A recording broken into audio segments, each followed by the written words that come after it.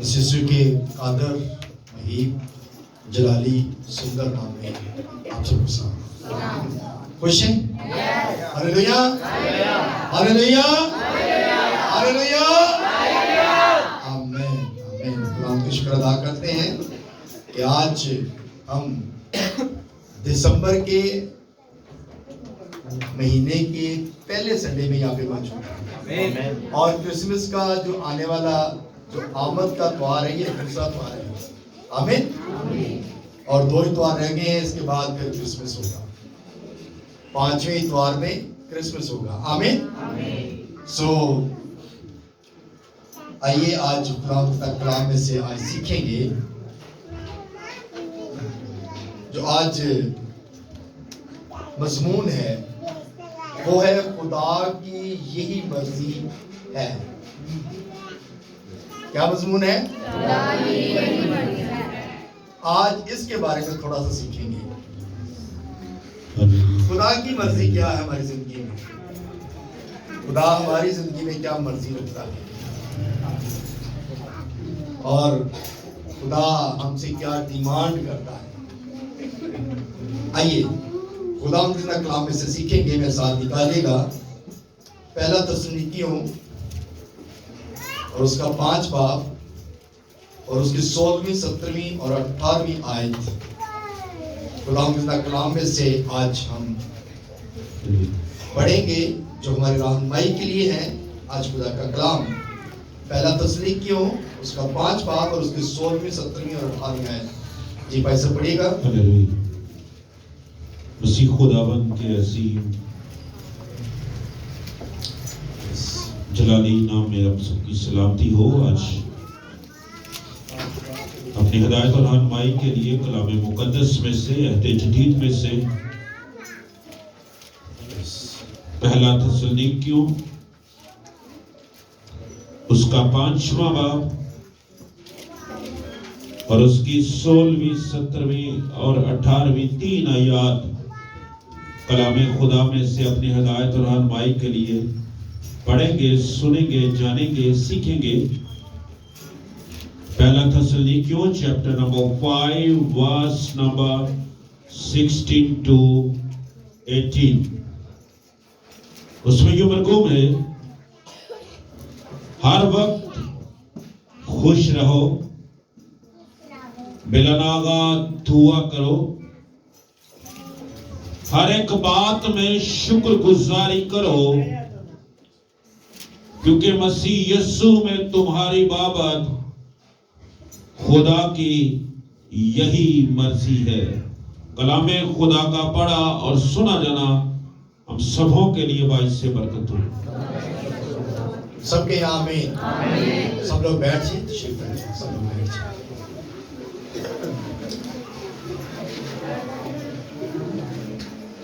खुदा की यही मर्जी है। आमीन। क्या आप एक दूसरे से कह सकते हैं कि हर वक्त खुश रहो? अपने पार्टनर को कहे हर वक्त खुश रहो। आमीन। क्या आप खुश रह सकते हैं? किस तरह रह सकते हैं? जो लोग खुदा के साथ चलते हैं वो खुश रहते हैं, बल्कि खुश नहीं रहते, हर वक्त खुश रहते हैं। आमीन। और कलामे मुकद्दस में ये बात लिखी गई कि हर वक्त खुश रहना है। साढ़े को नाराज हुए ना, जैसे उन्होंने जो भी मिलना है, बड़ी खुशी ना मिलना है। आमीन। जब आप उसको खुशी के साथ मिलेंगे ना, तो आप यकीन जाने कि जो नाराज है वो आपके साथ अच्छी दोस्ती कर लेंगे। आमीन। क्योंकि जब आप उसको प्यार से कुछ 2-4 बातें करेंगे तो उसके अंदर अगर कोई नफरत भी है ना आपके लिए, तो वो निकल जाएगी। क्यों? क्योंकि आप उसके साथ खुशी के साथ बात कर रहे हैं। और कलामे मुकद्दस की यही बात है कि हर वक्त खुश रहो। हम खुश रह सकते हैं, परेशानी में भी खुश रह सकते हैं, मुसीबत में भी खुश रह सकते हैं। कलाम मुकद्दस से ये बात लिखी गई कि अगर तेरा कोई मुखालिफ है, अगर तेरा कोई दुश्मन है, अगर कोई तुझसे नाराज है तो उसके लिए क्या कर? अगली आयत क्या है? बिला नागा। तो किसके लिए दुआ करनी है? अपने लिए, अपने सताने वालों के लिए और अपने प्यारों के लिए, अपने घराने के लिए, अपने खानदान के लिए, अपने अजीजों के लिए बिला नागा क्या करना है? तो जब आप दुआ करेंगे तो क्या खुदा अपना जलाल जाहिर नहीं करेगा? करेगा। क्यों भाई साहब? ऐसे ही है। जब आप बिला नागा दुआ करेंगे, बिला नागा, कंटिन्यू, ब्रेक नहीं होनी चाहिए बीच में। जब आप ब्रेक लगाते हैं तो आप किसको मौका देते हैं? इब्लीस को। जब ब्रेक लग जाती है और इब्लीस को मौका मिलता है तो फिर आपकी कंटिन्यूटी जो है वो टूट जाती है, और उसमें जब इब्लीस आता है तो आपके घर का सारा माहौल जो है वो खराब कर देता है और आपको मुसीबतों में डाल देता है, परेशानियों में डाल देता है। लेकिन जब आप बिला नागा दुआ करेंगे तो कभी इब्लीस को मौका नहीं मिलेगा। अय्यूब के घराने को आप जानते हैं? कितने लोग जानते हैं? अय्यूब जो था वो बड़ा रासबाज आदमी था और अपने बच्चों के लिए दुआ करता था, अपने बच्चों के लिए हर रोज दुआ करता था, बिला नागा दुआ करता था। इब्लीस को ये बात पसंद नहीं थी। अगर आप भी बिला नागा दुआ करेंगे, इब्लीस को ये बात पसंद नहीं आएगी। इब्लीस कोई ना कोई मौके ढूंढेगा। आप बिस्तर में हैं, इब्लीस कहेगा नहीं सोया रहे, तुझे दुआ करने की जरूरत नहीं है। आप टीवी देख रहे हैं, इब्लीस कहेगा टीवी बंद नहीं करना, ये बड़ा अच्छा प्ले लगा हुआ है, ये बड़ा अच्छा ड्रामा लगा हुआ है, खबरें बड़ी अच्छी चल रही हैं, तो दुनिया की जो बातें हैं तो उससे डिस्कनेक्ट हो जाएगा। तूने दुनिया को जानना है, तूने दुनिया की बातों को जानना है।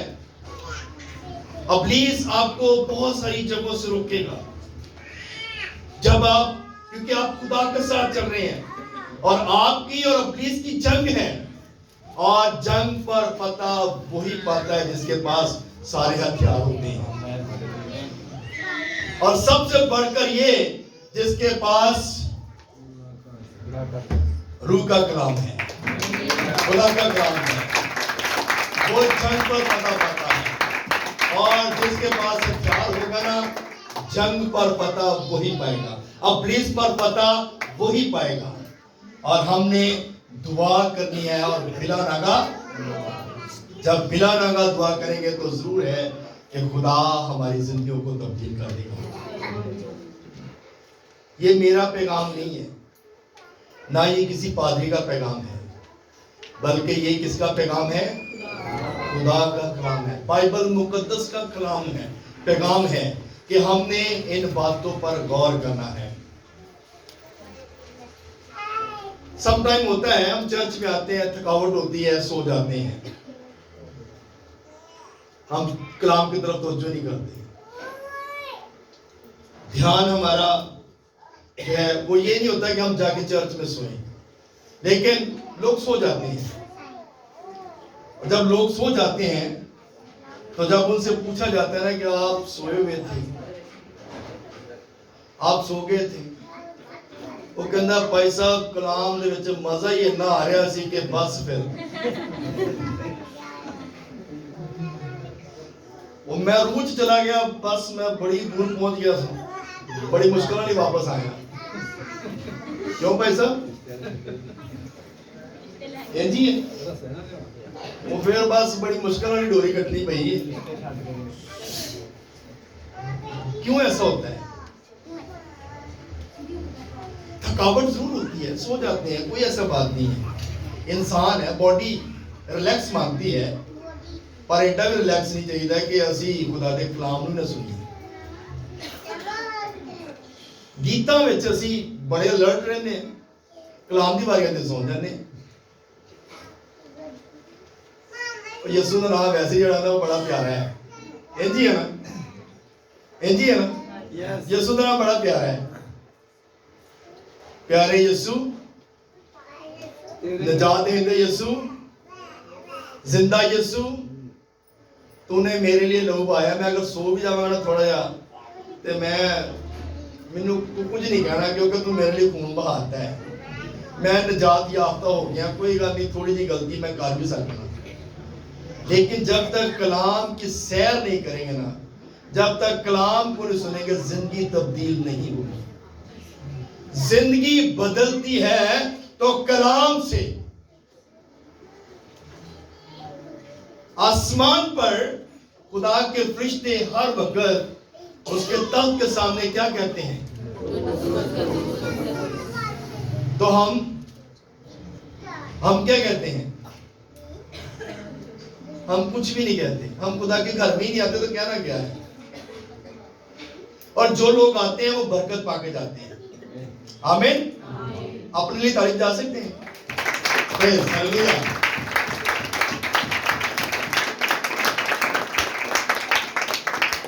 एक बात मैं बताना चाहता हूं आपको।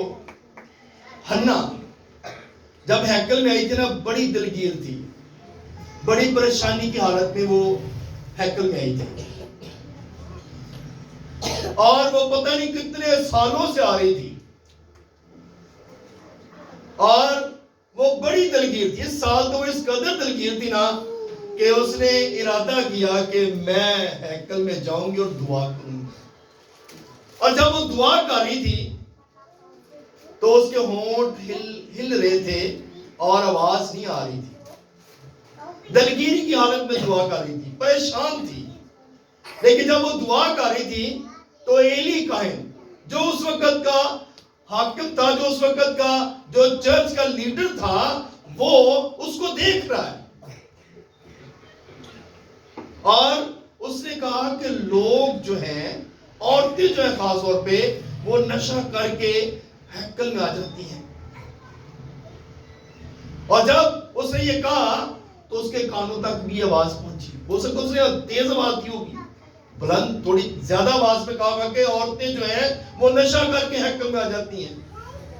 उसके कानों तक जब ये आवाज पहुंची तो उसने उसी वक्त अपनी आंखों को खोला और कहा कि मैं अपने खुदा के रंग में रंगी हूं, मैं अपने खुदा से बात कर रही हूं।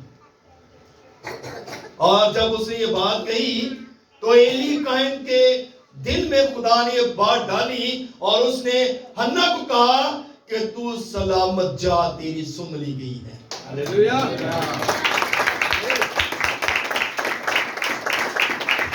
खुदा ने उसके दिल में ये बात डाली। खुदा इस बात को जानता है ना, खुदा इस बात को जानता है। और यबीस क्या कहता है? तवारीख की किताब में लिखा है, यबीस कहता है खुदा मेरी हद्दों को बढ़ा दे।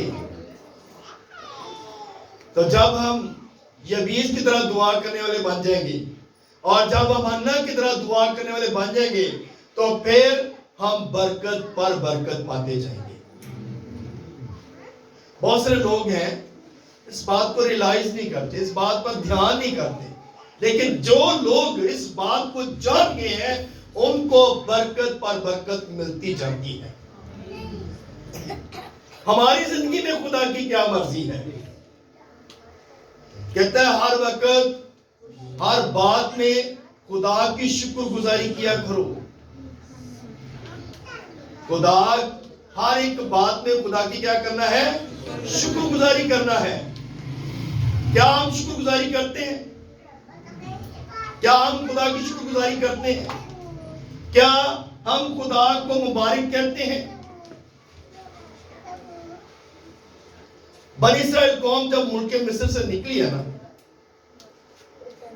तो मुल्क मिस्र के अंदर वो रहकर जो थे, वो शायद खुदा की इबादत नहीं करते थे। उनकी बेटियां खुदा की इबादत नहीं करती थी। लेकिन जब वो मुल्क मिस्र से निकली हैं, उस वक्त वो दफ बजाकर खुदा की प्रस्तुत कर रही थी और वो गीत गा रही थी,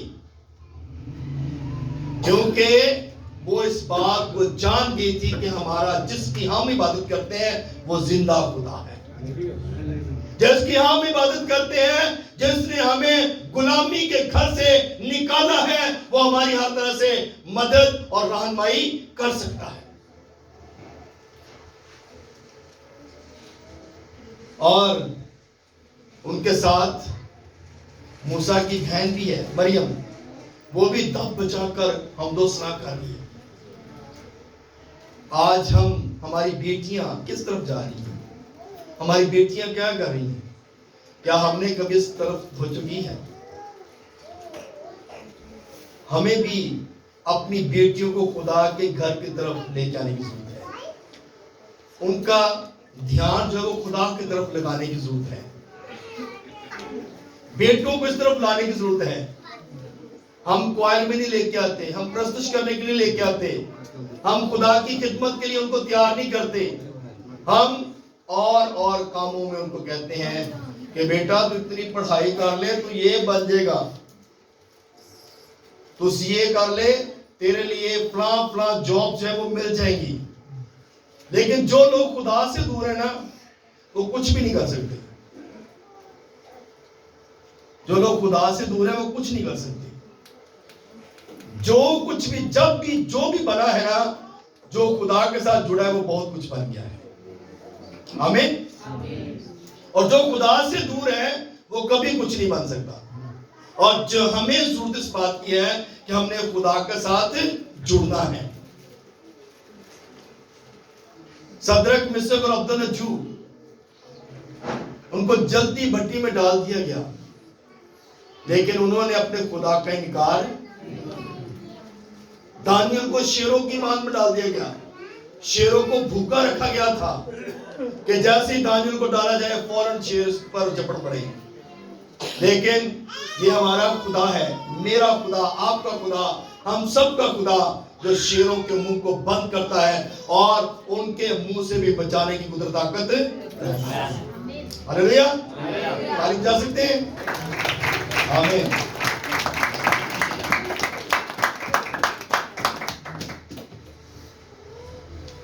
ज़बूर नवीस बड़ी खूबसूरत एक बात लिखता है, कहता है मैं खुश होया जदों मैनूं आखन लगे कि आओ यहोवा दे,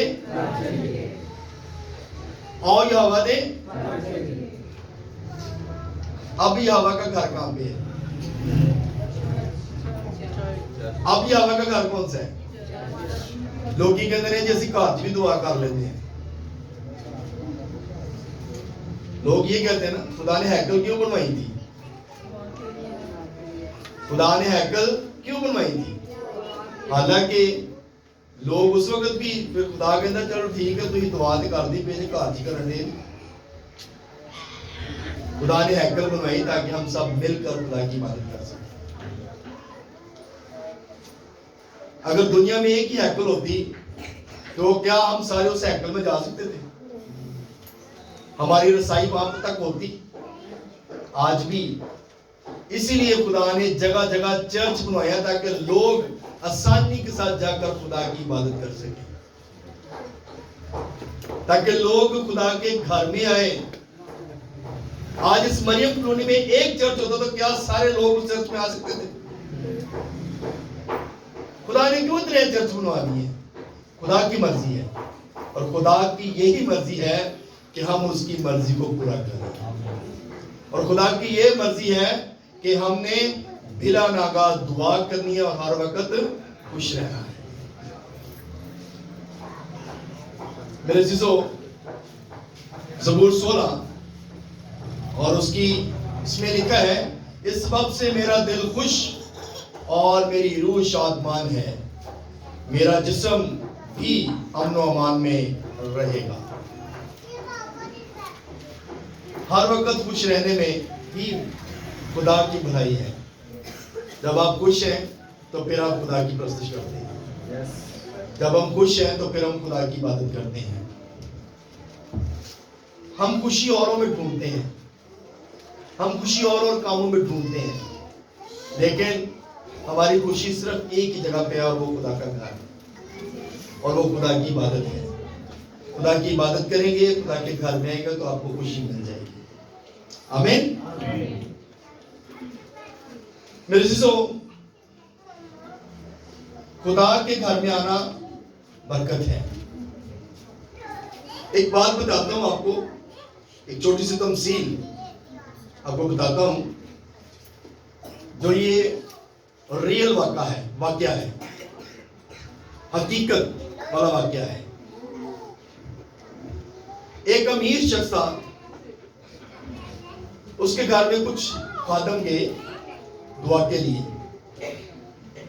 और जब खुदा के लोग गए हैं तो उन्होंने बड़ा अच्छा इंतजाम किया, बहुत कुछ लेके आए, खाना बड़ा अच्छा, टेबल बहुत अच्छा सजाया था, और खाने के लिए बैठे, खाना खाया, और जब दुआ के लिए बुलाया गया तो सिर्फ उसके घर का एक ही बंदा आया, बाकी सारे उनके पास कोई नहीं आया दुआ के लिए। बाकी सब कोई किधर कोई किधर कोई किधर था, और सिर्फ एक ही बंदा आया और उसने आकर उनके साथ बैठ के दुआ की। और फिर वही खादम एक गरीब के घर में गई, उन्होंने जाकर आवाज दी और उस घर के सामने वो बात बताई कि जो किताब में लिखी थी कि उस घर का, यानी कि उस घर के सामने दरवाजा भी नहीं था। उन्होंने जाकर आवाज दी कि फलां किधर है, तो उसने आवाज दी, हाँ जी भाई साहब। जब उन्होंने कहा जी भाई साहब आ जाए जल्दी अंदर आ जाए, फौरन उसने ना वेलकम किया, और जितने भी टीम के लोग थे सबको अंदर ले गए। उन्होंने कहा भाई साहब ये पका हुआ है, प्याज और अंडे पके हुए हैं, आप हमारे साथ बैठ के खाना खाएं। कहते हैं कि हम खुश हैं कि आप लोग हमारे घर में आए हैं, और वो बड़े खुशी के साथ उन्होंने वेलकम किया। खुदा के लोगों को जब बिठाया तो उन्होंने कहा कि ये हमारे पास यही कुछ पका हुआ है और आप हमारे साथ खाना खाएं। उन्होंने शर्मिंदगी फील नहीं की कि हमने सिर्फ अंडे बनाए, हमने बहुत कुछ नहीं रखा, हमारे पास बहुत कुछ नहीं है, लेकिन उनके पास जो कुछ था उन्होंने रख दिया। उन्होंने कहा कि यही कुछ है, आप हमारे साथ बैठ के खाना खाएं। तो जब उन्होंने खाना खाया और उसके बाद सारे घर वाले जो हैं वो आए, बैठे, और उन्होंने बैठकर दुआ की। अब इसमें हम देखते हैं ये बात कि बरकत किस घर ने ली, पहले घर ने या दूसरे घर ने? दूसरे घर ने। और बरकत तब भी मिलती है, हमारे पास बहुत कुछ है लेकिन हमारे पास कुछ नहीं है, और हमारे पास कुछ नहीं है तो हमारे पास बहुत कुछ है। बहुत कुछ है लेकिन अगर हम खुदा से दूर हैं तो कोई फायदा नहीं, और अगर हमारे पास कुछ नहीं है तो हम खुदा के साथ जुड़े हैं तो हमारे पास बहुत कुछ है, क्योंकि हमारे पास वो है जो सारी दुनिया को रिज़्क देता है।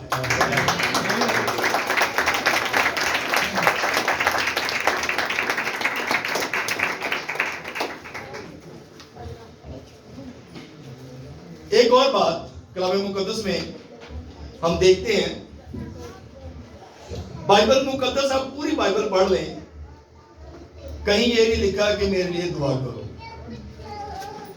और ना ही यहां पे लिखा है कि मेरे लिए दुआ करो, बल्कि यहां पे लिखा है कि दुआ किया करो। क्या ऑर्डर है? दुआ। क्या ऑर्डर है? तो हम दुआ करते हैं। बड़िया बीबियां है ने, वो कहते हैं मेरे को फलां पादरी का नंबर भी है, फलां पादरी का नंबर भी है। मैं तो रात को जो मर्जी उठ के फोन करनी हो, मेरे लिए दुआ कर देता है। कभी ये नहीं क्या मैं उठ के दुआ की थी, मैंने यह प्रॉब्लम से मैं उठ के दुआ की थी। कभी ये नहीं क्या कि मैं उठ के तो मैं अपने बच्चे लिए भी दुआ की थी। ये गया मैं जो मैंने कुछ होता है मैं फौरन उठ के फलां पादरी का कार्ड काट लिया, नंबर बुला लिया, तो फलां दुआ कहनी दुआ करो मेरे लिए।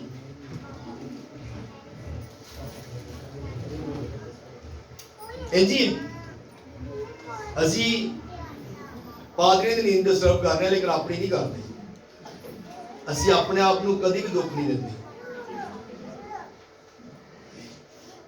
लेकिन कलाम मुकद्दस में बड़ी खूबसूरत बात लिखी है याकूब के खत में, कलीसिया के बुजुर्गों को बुलाओ ताकि वो तुम्हारे लिए उन्हें ये नहीं कि आप फोन पे दुआ करा लो। चले वो हुआ कभी बार हुआ, लेकिन जब आप खुदा के खादमों को घर में बुलाते हैं ना तो बरकत तब है। आमीन। खुदा के खादमों को जब आप घर में बुलाते हैं, वेलकम करते हैं, तो बरकत तब है। खुदा बीमारियां दूर करता है, खुदा परेशानियों को दूर करता है, खुदा मुसीबतों से रिहाई देता है, खुदा हर तरह की परेशानियों से निकाल देता है। पर असं कहने नहीं, असं देने पादरी के कार्ड रखे ने, साढ़े लिए यही काम है। पादरियों के कार्डा नाल कोई फर्क नहीं पैना जी, पादरियों के कार्डा नाल कोई गल नहीं जी बननी, जब तक हम खुद दुआ नहीं करते। जब हम खुद दुआ करेंगे और खादमों को घर में बुलाएंगे तो फिर बरकत आएगी, फिर बरकत मिलेगी। असी कभी पादरी नूं जाके फोर्स नहीं किया, भाई साहब साडे घर आओ दुआ करो। महीने में एक बार ही आप अपने खादम को बुलाएं, कहें कि भाई साहब हमारे घर आए दुआ करें। पादरी साहब आप ही बैग चुकते रहे, चुप करके टुट जाते हैं, अच्छा जी तेरे घर विजिट कर लिया है, क्यों जी भाई साहब? जी है ना, पादरी साहब बैग चुकते ने, जाते ने घर, उन्होंने तेरे घर विजिट करना आए हैं जी। तो विजिट का मतलब पता क्या होता है? अभी तेरे घर सैर करना आए हैं। तो पादरी साहब फिर सैर करनी जाते हैं, भाई साहब बरकत ही ना देंगे हमें, क्योंकि तुसी तो बुलाया नहीं, पादरी साहब खुद ही गए। यीशु को जब बुलाएंगे ना, यीशु आपके घर में आएगा। यीशु को जब बुलाएंगे ना तो यीशु आपके लिए कुछ करेगा, क्योंकि कभी ऐसा हुआ नहीं है कि यीशु घर में आए और कुछ दिए ना। कभी ऐसा हुआ नहीं है कि यीशु आए और बरकत ना मिले। कभी ऐसा हुआ नहीं है कि जब भी हमने यीशु से दुआ की हो, खुदा से दुआ की हो, तो हमें दुआ का जवाब ना मिला। बुलाने की जरूरत है, बुलाएं, पीछे बढ़ जाएं कि नहीं जी मैं तो तुहानू लैके ही जाना है। अब्राहम को देखें, उसने दूर से फरिश्तों को देखा, खुदा के लोगों को देखा, और वो भागा गया, दौड़ लगाई और उनको पकड़ के अपने घर लेके आया। और जब घर लेके आया तो फिर उनके लिए खाना बनाया, तैयार किया खाना। और खुदा के लोगों ने फिर क्या कहा? उसके पास क्या नहीं था? सब कुछ था, दुनिया की हर ऐशो आराम था, और अमीर तरीन आदमी था, हाँ सब कुछ था, लेकिन सिर्फ उसके पास एक ही चीज की कमी थी, औलाद की कमी थी। और उन्होंने जब उसने अच्छी तवाज़ा की, खुराक खिलाई उनको, तो उसने कहा, उन्होंने कहा कि तेरे यहाँ जो है खुदा तुझे औलाद देगा, बेटा देगा। और जब ये बात कही तो कलाम मुकद्दस में लिखा है कि जो सारा वो हंसी। तो उन्होंने कहा कि सारा तू क्यों हंसती है? कहती मैं तेरी बुढ़ी है तो मैनू कितों औलाद मिल सकती है? हुण किथे, हुण तो वक्त लंघ गया है, लेकिन खुदा सब कुछ कर सकता है। आमीन। खुदा सब कुछ कर सकता है। और जब उन्होंने ये बरकत दी तो बरकत देकर वो गए, और वाकई ही अगले साल खुदा ने उनको बरकत दी और उनके यहाँ इजहार की सूरत में उनको बेटा मिल गया। आमीन, हालेलुया। तो मेरे अज़ीज़ों, खादमों के पीछे पड़ जाए, बरकत देने का एक ये राज है, बरकत देने का। और जो लोग खादमों के पीछे पड़ गए हैं वो बरकत देकर ही गए हैं।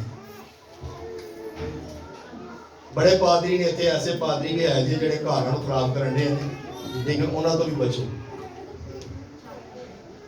पादरियों को पहचाने, कलाम मुकद्दस में लिखा है कि खादमों को पहचाने, क्या वो खुदा की तरफ से हैं, और जो खुदा की तरफ से चुने गए हैं उनके पीछे पड़ते हैं, और उनको कहें कि आप हमारे घर में आए और हमारे लिए दुआ करें। असी पादरियां दे साडे रिश्तेदार होना पादरियां दी कोई वड्डी गल नहीं। असी कहते साडा पादरी जिहड़ा है, पादरी साहब मेरा भरा है, पादरी साहब मेरा पुत्र है, पादरी साहब जिहड़ा मेरा भनेवा है, मेरा भतीजा है।